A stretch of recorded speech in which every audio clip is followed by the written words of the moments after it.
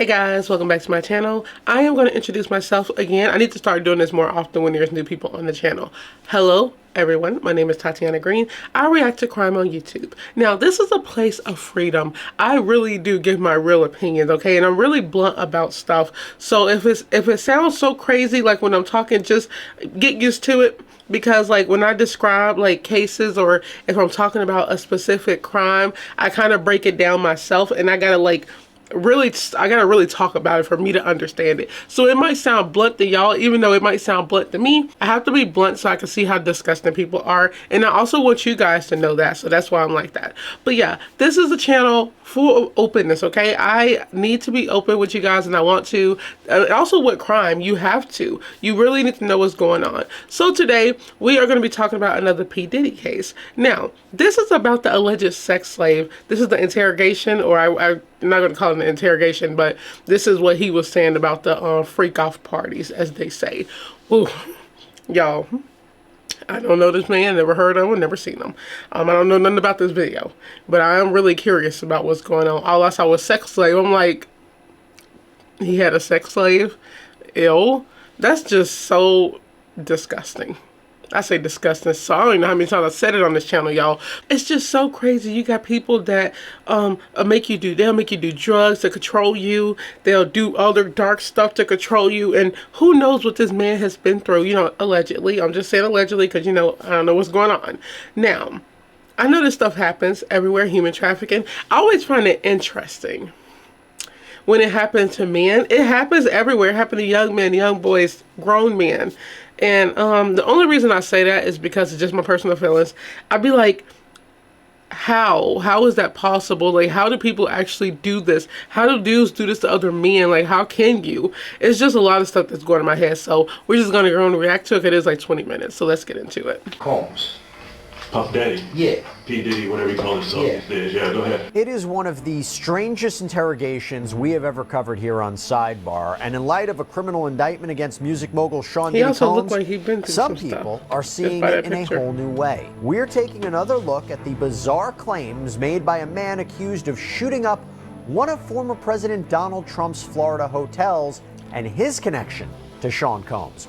Now, rapper Sean Diddy Combs is facing sex trafficking and racketeering charges out in New York City, accused of using force and coercion to get people around him to facilitate and participate in so-called freak-offs, these group sex sessions that sometimes last for days at a time. The criminal indictment lays out the allegations, only names Combs as the defendant, although that could potentially change down the line. We may see more defendants. But since Combs has officially been charged and he's locked up behind bars, there have been a lot of videos that have been surfacing, particularly online. And one of those videos is the interrogation of a man named Jonathan Oddi. Now, this is a strange one, maybe some would say an odd one. See what I did right there? So I want you to stay with me. So we go back to 2018. And Jonathan Oddi allegedly went into the Trump National Doral Miami Hotel and Resort in the middle of the night and ostensibly went on a rampage. The state attorney's office says that Oddi fired shots in the lobby and toward the chandelier, then draped a giant American flag across the front desk. There was a shootout when Miami police got to the scene, and Oddi was shot in the leg and tried to hide, but he was taken into custody. He faces multiple charges: attempted murder, armed burglary, grand theft.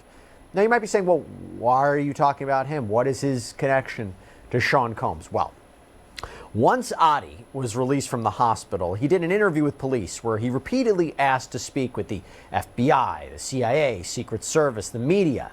And during that conversation, he brings up, of all people, Sean Combs. Now, here's the thing. You might say, Jesse, what are you about to talk about? Does this guy sound crazy? I'll leave that to you.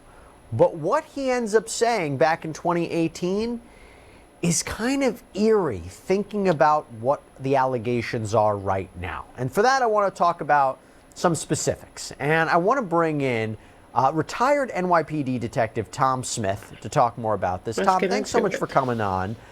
We haven't had a chance to talk about the Sean Diddy Combs arrest, the indictment. I'll first ask you about the arrest.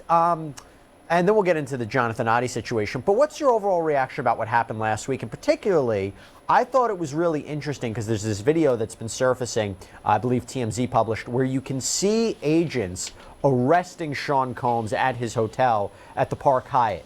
He knew this was going to happen, seemingly. He came to New York to face the charges, but I don't think he knew at that moment he was about to be detained. There was a question about, did he want to surrender himself? But convenience stores, get out. Yeah, and we spent a lot of sidebar episodes so far breaking down the indictment, the charges, what might be to come, why they charged it this way. But now you see things that have come out. You see these videos that have come out. And I want to talk about this interview where Oddi is rambling for a while and he's talking about different conspiracy theories. And then suddenly he mentions Combs. Do you know Sean Combs? Puff Daddy? Yeah. P. Diddy, whatever you call himself these days. Yeah, go ahead. Yeah, he's part of what's called the boule. The boule is a branch of the Illuminati. Okay. It's the black people. Okay. Quick aside here, the boule is a real thing. It's the senior leadership of Sigma Pi Phi fraternity. Our understanding, it's the oldest postgraduate fraternity founded by and for black men. It was secret in the beginning, but not anymore. It's been rumored that Sean Combs might be a member, but he's not. Tom, first let's start there. When you're interviewing somebody like this, who allegedly just shot up a public property, you have to take what he says with a grain of salt, I imagine, but you don't want to just ignore everything he's saying, right? No, not at all. And you know what? I was always taught when you're doing an interview like that, you do more listening than you do talking. And you let them talk because it's amazing what people will bring up when they're in the situation that this individual was in. People will give up anything they have in their back pocket, experiences they've had or who they've had them with will all come out during interviews like this. And you have to kind of break it into categories of believable, 50%, 25%, and 25%. You know, you have to break up what you're listening to, but you don't stop listening and you take notes, and there's a way to kind of go about doing it in not getting him off track. If he starts to go down a road that's really weird, you can always say, hey, hold on to that for a minute. I'm interested in that, but hold on to that for a minute. We're going to go back to this. The Diddy information is really interesting because that can be pushed back and seen if he is actually where he was at that time. But the information that he was given during that interview is really interesting because it's all true right now. Let's talk about what he said a minute. Before they get into it. Also, think about how weird that might be. I don't know how you hey, first of all, I'm actually surprised they didn't like shoot him dead because they say he was like shooting up in the hotel room. You know, at least they did their job. You know, now, you know, when people got guns nowadays, you don't really have to kill them. You can really just like shoot them in the foot. But we got cops killing people nowadays like it ain't none. I'm surprised they shoot him dead. That's what I'm saying. Anyways, think about just interviewing somebody. You're trying to see what he's probably on drugs or whatever. You're letting them talk, and that's good that they say that's the best thing to do is just let them talk. And then out of nowhere you hear Sean Diddy, like Sean Combs, that's his name, right? You hear like P. Diddy, and you might be thinking he's just talking. That don't make no sense. Probably wouldn't think none of it because I feel like I would not be like, okay, let this man talk. I don't know what he's just talking about, but I can only imagine how dark this is about to get. That's kind of why I sped it up at the beginning because they were just talking about his arrest and I already heard about that arrest and we know that he got arrested. So Oddi claims that Combs is connected to this larger agenda to try and run the world. And as Oddi starts to talk about Combs, he reveals something that the detectives really weren't expecting. I had sex with Cassie and Sean.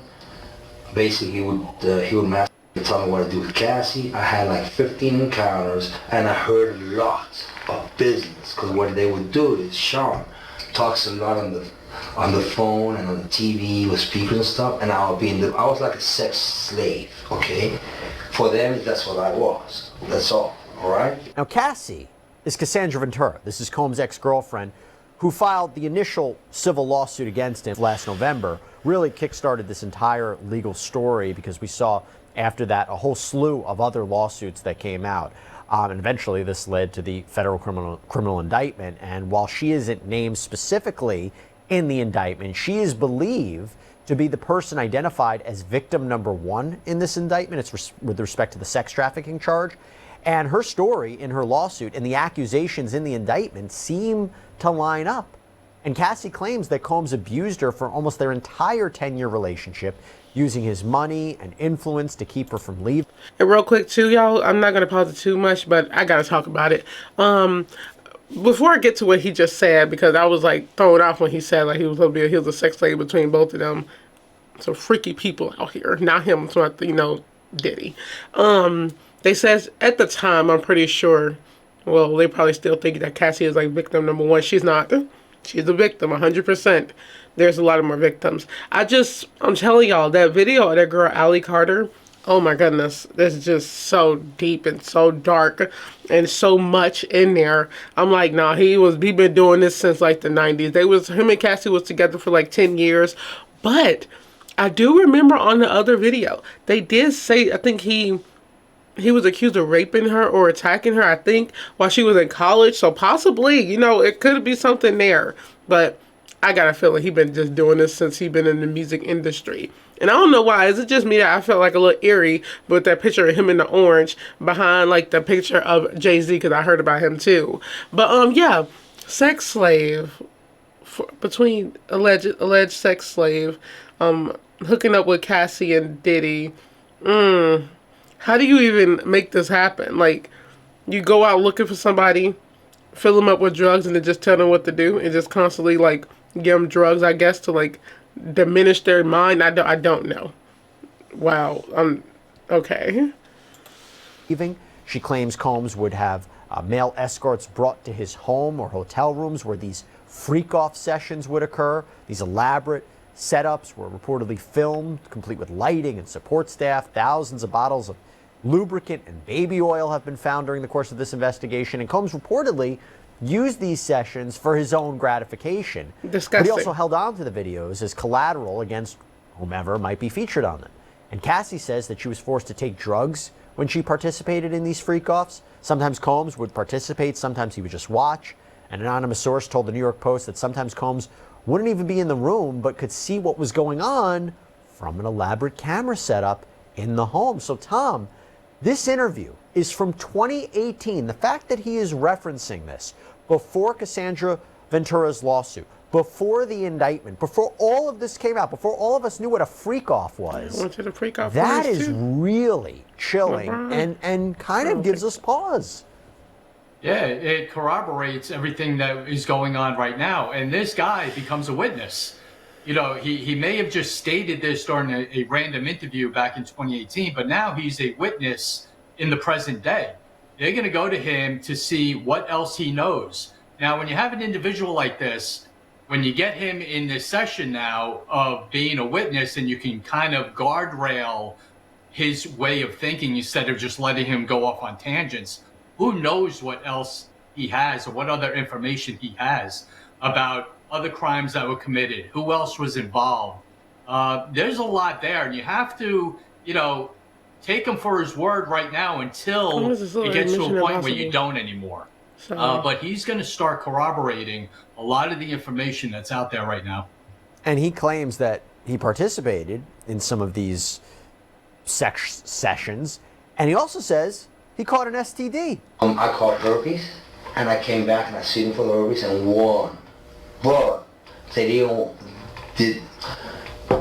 Mark Garibos and Ben Mercedes were his attorneys, okay?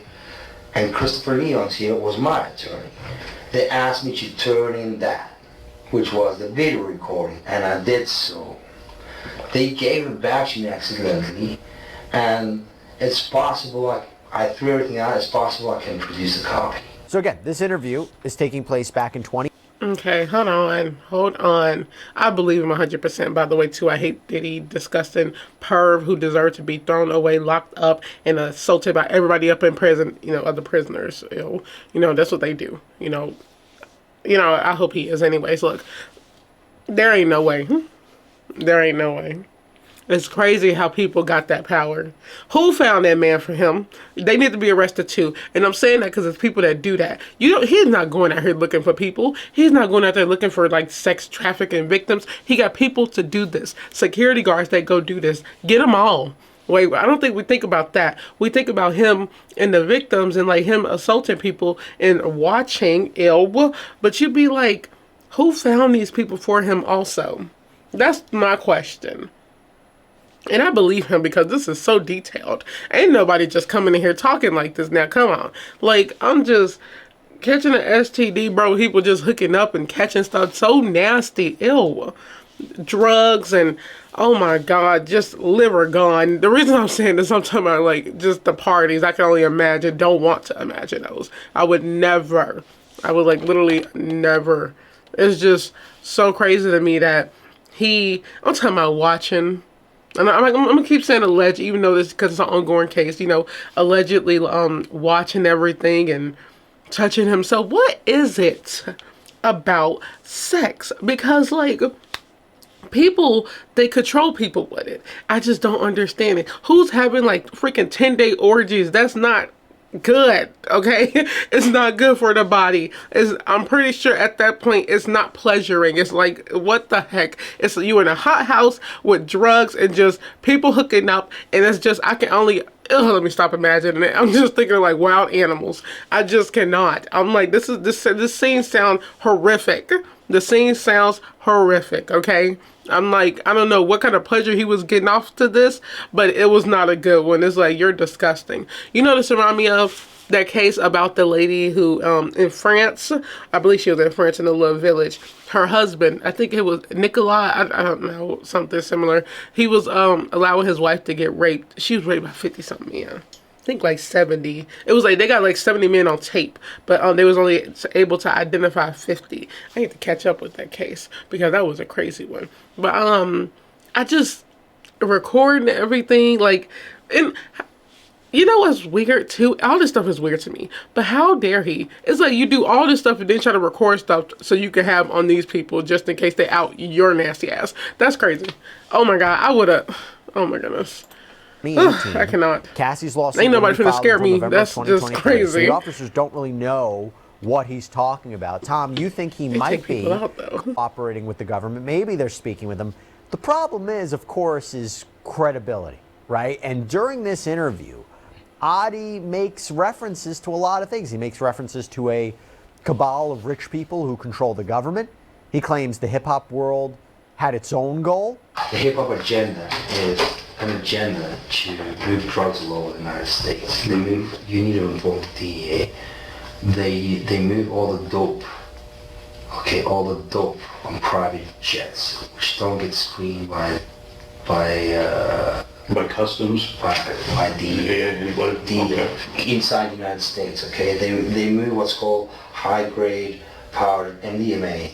They move cocaine and they move liquid cocaine in the bottles too.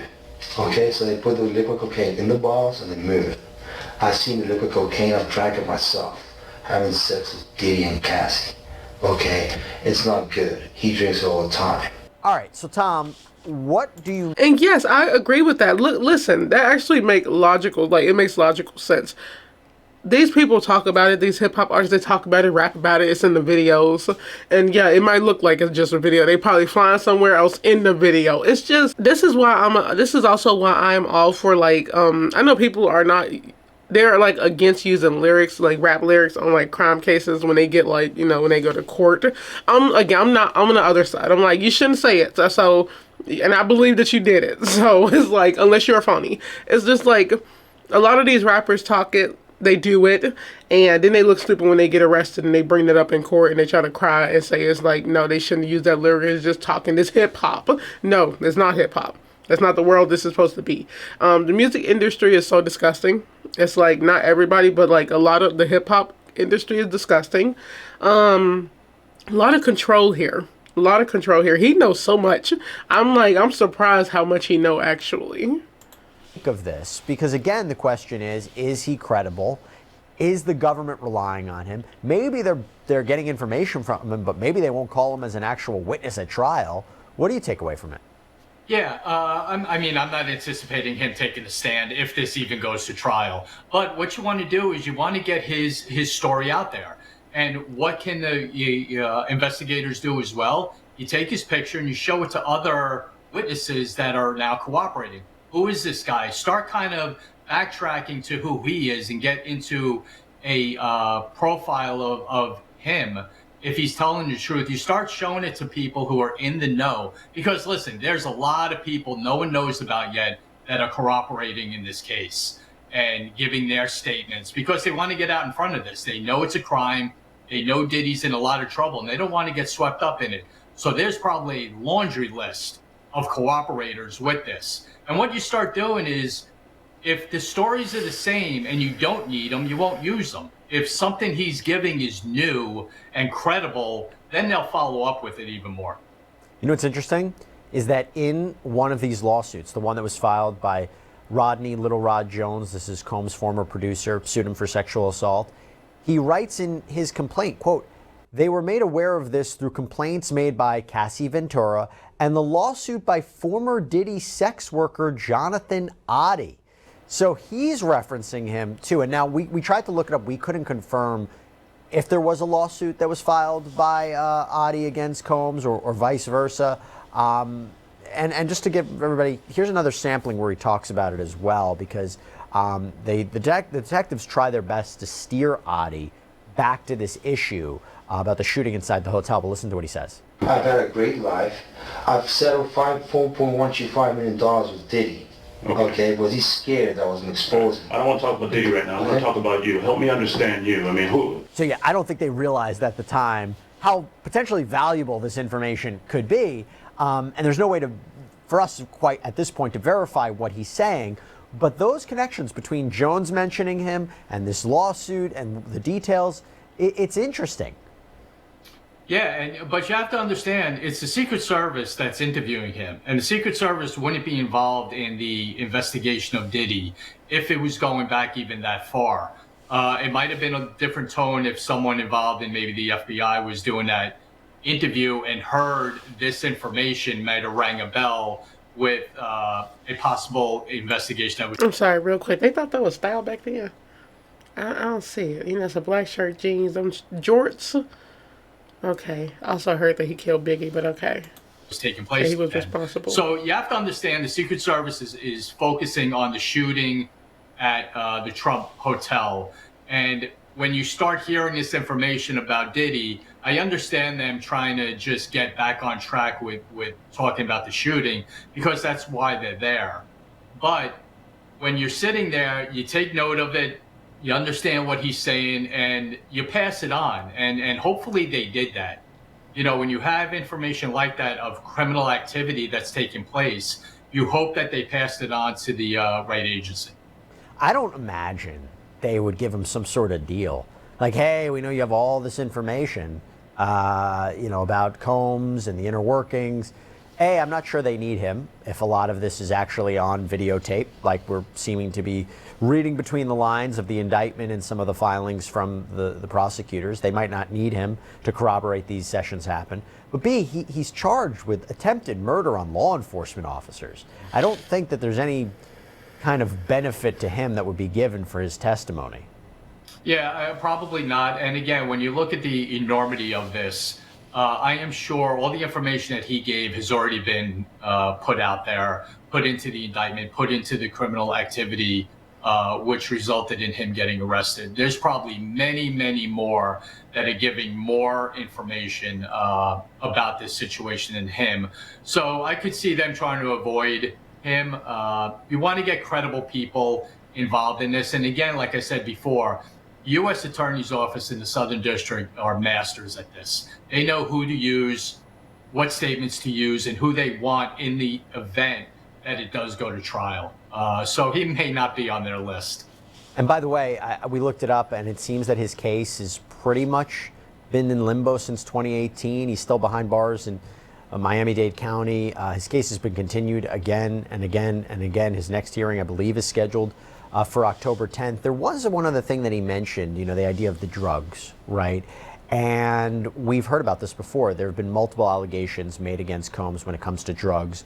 Drug use was reportedly rampant within Combs' inner circle. When Combs came to New York, reportedly to turn himself in last week, police searched his hotel room, and authorities say they found a baggie of pink powder that tested positive for cocaine. His attorneys have said that he's been getting how are therapy people just and taking treatment, cocaine? Like, what is like y'all? specifically. Oh, and although he is not charged specifically with drug offenses, that makes up underlying crimes within the racketeering case, this criminal enterprise, this organization that committed a bunch of crimes. He's also not hit with specifically federal gun charges, but there were accusations in that indictment of possessing guns with obliterated serial numbers. Again, these kind of underlying charges.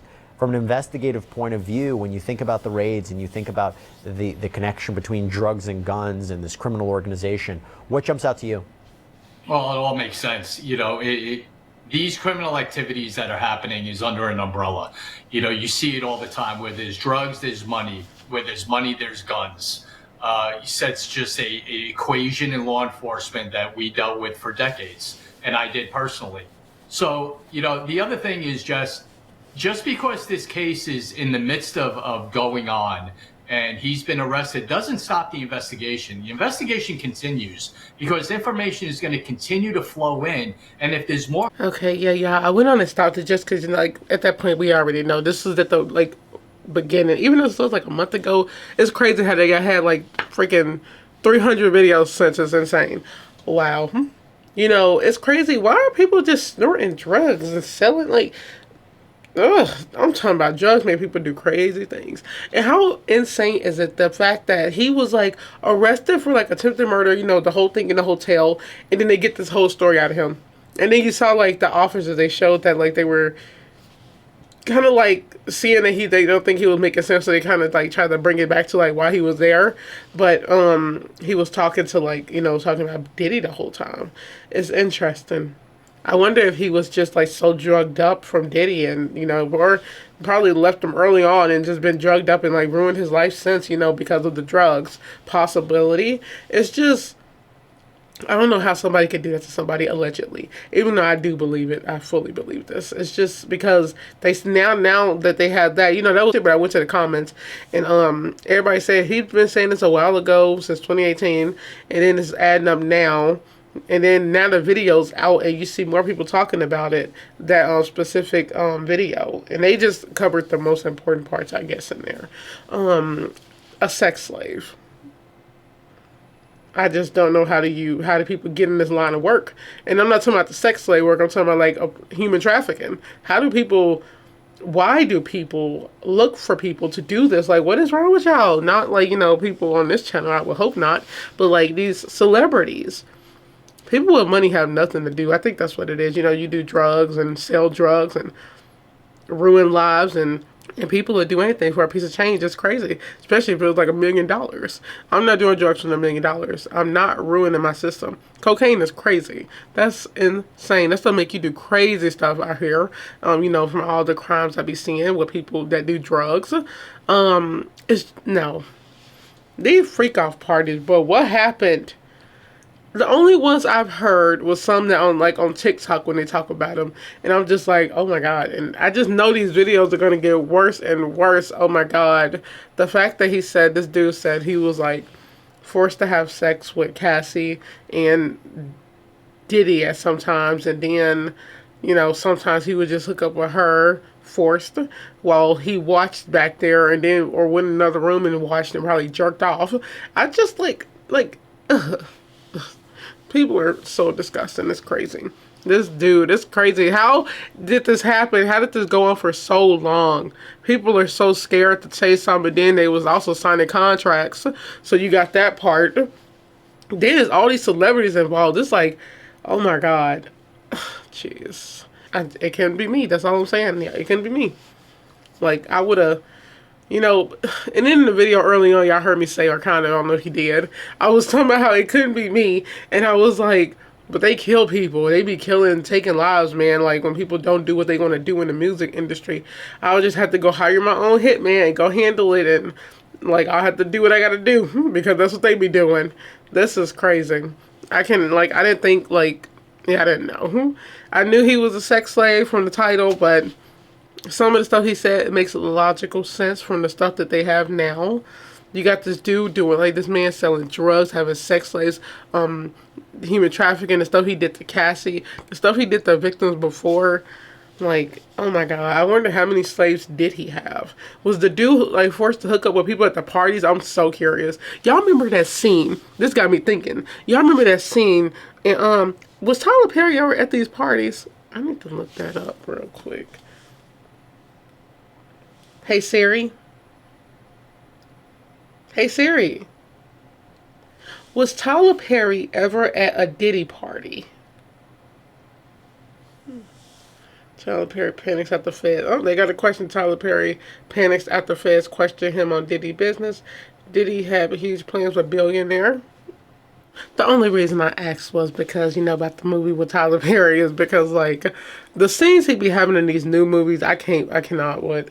That movie with that Mia Koopa, you know, that Koopa thing, whatever, with Kelly Rowland, I hated that movie. It was so weird. The whole sex thing with drugs, that was like the exact scene that they was like a party scene with all these people hooking up, drugged up orgies. I'm just like, he be having some weird stuff in these new movies. I don't know if he falling off or he just don't know what he doing, or if it's just something he likes, because I don't know, that stuff be weird now. And then I see people on TikTok talking about his new movies, and they just all weird. It was like, nah, he's showing y'all his true self. That's what that is. That's just weird. But anyways, back to this. Yeah, I'm really curious about how this all is gonna play out in court. You know, I really hope they live stream this, because this is gonna be so big. They're gonna be, oh my God, there's so much. This is gonna be an expensive court case. God, they got so many people to talk to. And it ain't until next year. They might push it back if it's like, because we're almost in December. They're most likely probably going to push it back because it's so much. These lawyers are going to get the biggest payout of their lives. Like, this is crazy. Like, how can somebody be this disgusting? Urges, bro. Urges. Like, what kind of urges he got?